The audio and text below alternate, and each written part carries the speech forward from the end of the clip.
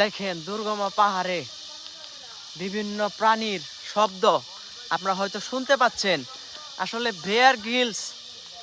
Bear গিলসের অ্যাডভেঞ্চারকে আজকে fail করা হবে। দেখেন এমন দুর্গম রাস্তা, মোটামুটি 10 কিলোমিটার রাস্তা, এরকম দুর্গম পাহাড়, একেবারেই দুর্গম, যেখানে শুধু বিভিন্ন জীবজন্তু।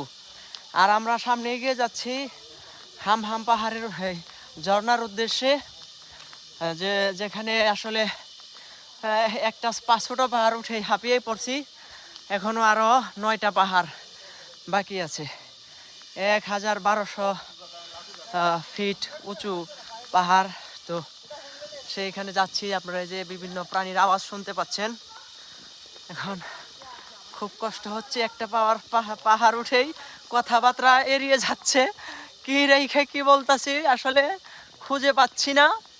যাই হোক, পরবর্তীতে আবার ভিডিও দেওয়া হবে পরবর্তী পর্বে।